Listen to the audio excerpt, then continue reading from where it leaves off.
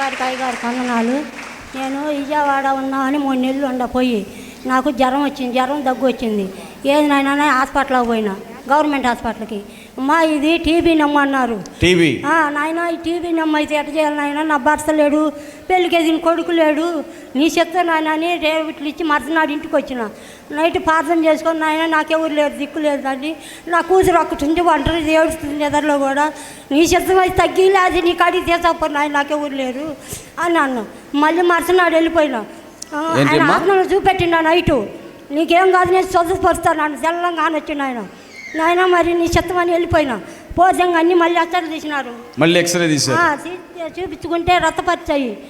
అంతకుముందు నేను పోతే గుడ్లో పెట్టుకొని డాక్టర్లు కూడా రానిలా. నాయన ఏం తీసేద్దామని ఏడ్చుకొని వెళ్ళిపోయినా. మా అమ్మాయి వాళ్ళు కూడా అదిరిపోయినారు. పోయినాక ఏడ కూడా నాకు తెలియదు, ఫోన్లు చేసినారు ఎట్టటి సంగతి అని. వాళ్ళు ఏడుస్తున్నారు అందరూ.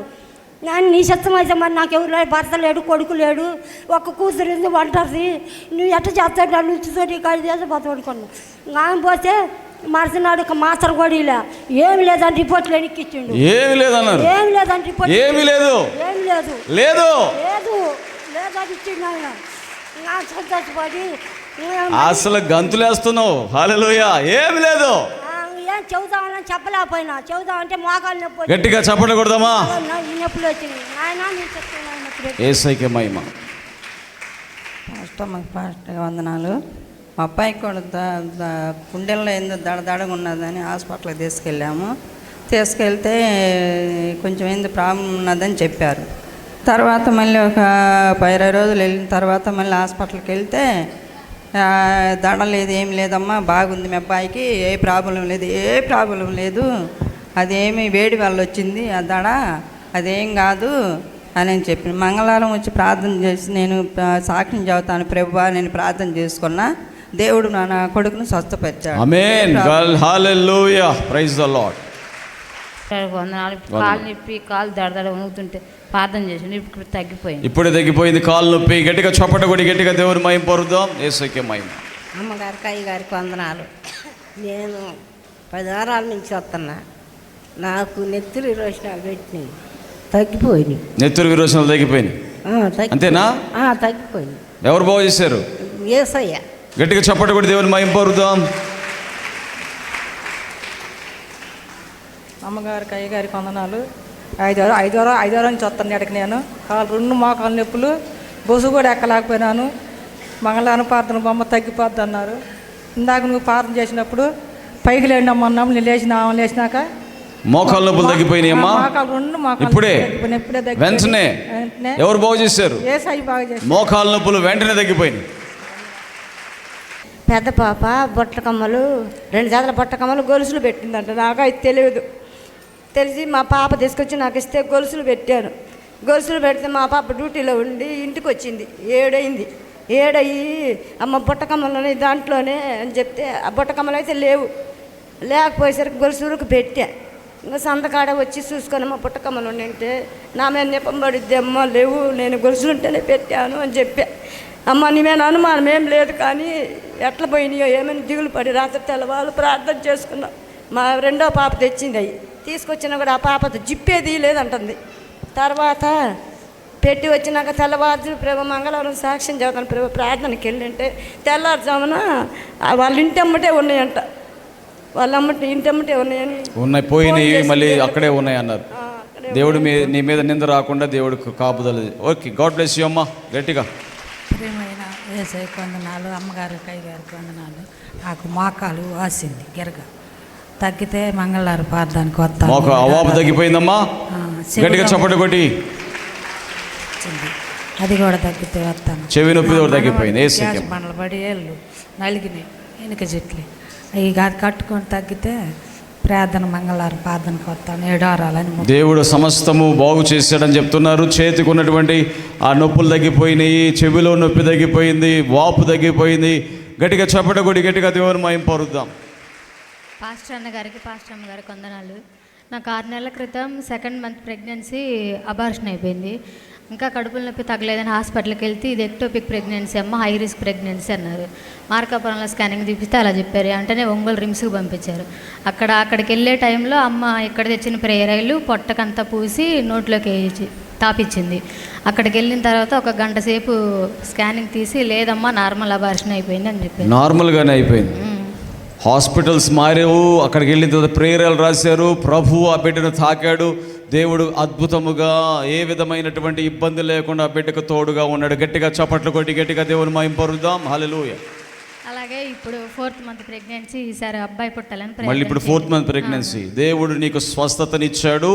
తల్లిని బిడ్డను ఆరోగ్యముగా ఉంచునుగాక. ఆమేన్. యేసయ్య నామములో. పాస్టర్ గారికి, పాస్టర్ అమ్మకి వందనాలు. నేను ఈ అబ్బాయిని కడుపుతో ఉన్నప్పుడు కింద పడితే మోకాలకి అంత చిన్న గడ్డాలా ఉంది. అది అలాగే ఉంది, నొప్పి లేదు, ఏం లేదు. కానీ 1 నెల నుంచి మటుకు ఆ గడ్డ బాగా నొప్పి వస్తుంది. మోకాలు ఒక 5 నిమిషాలు కూర్చోలేను, నిలబడలేను. అసలు బాగా నొప్పి వస్తుంటే నేను ప్రార్థన చేసుకున్నా. మంగళవారం ప్రార్థనకి వెళ్ళి నీ సాక్షి బిడ్డగా నిలబడతానయ్యా అని ఆ గడ్డకి ప్రేరాయలు పూసుకున్నా. అది తగ్గిపోయింది. అలాగే చిన్న బిడ్డకి జ్వరం వస్తే తగ్గిపోతే సాక్ష్యం చెప్తాను అనుకున్నా, తగ్గిపోయింది. దేవుడు స్వస్థపరిచాడు. గట్టిగా చప్పట్లు కొట్టి దేవుని మహిమ పరుద్దాం. యేసయ్యకే మహిమ కలుగునుగాక.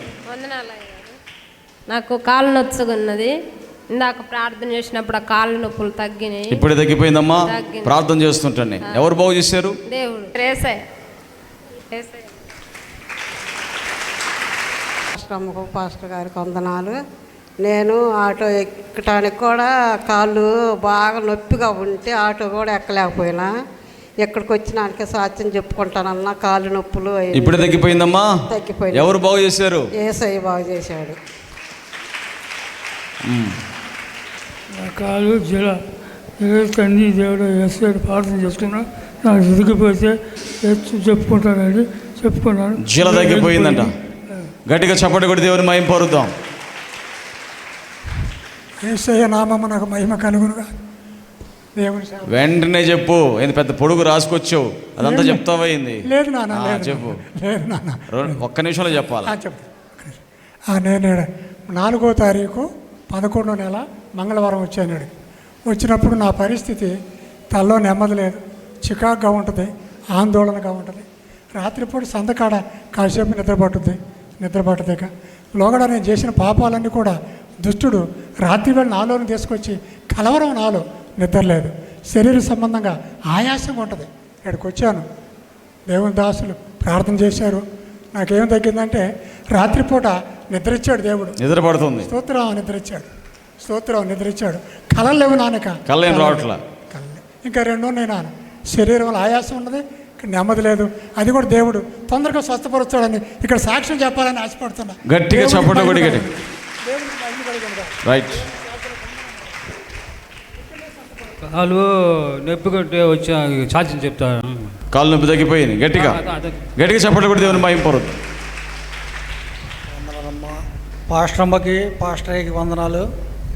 నాకు తలనొప్పి బాగా జోరుగా 5-6 నెలల నుంచి ఉంది. నేను దాదాపు లలిత హాస్పిటల్ గుంటూరు అవి కూడా పోయా, తగ్గల. 7 వారాలు వస్తాను. నాకు తగ్గితే ఒక ఊరు దత్తకు తీసుకుంటాను అనుకున్నాను, తగ్గింది. నిరుడు కూడా, కాలు నొప్పి కూడా తగ్గింది. సాక్ష్యం చెప్పలేకపోయాను.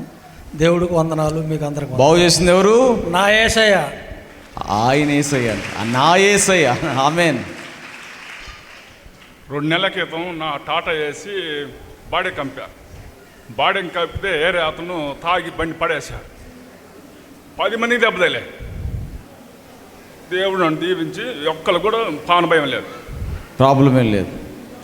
తల దెబ్బ తగిలినాయి, కాళ్ళు ఇరిగినాయి, చేతులు ఇరిగినాయి. కానీ నేను దేవుడు ప్రార్థన చేసుకొని కాపుదలు ఇచ్చాడు. నేను మంగళవారం ప్రార్థనకు వచ్చి నీకు సాక్ష్యం చెబుతాను ఒప్పుకొని ఇవాళ వచ్చా. దేవుడు మేలు చేశాడు. తన పక్షముగా నిలబడ్డాడు దేవుడు.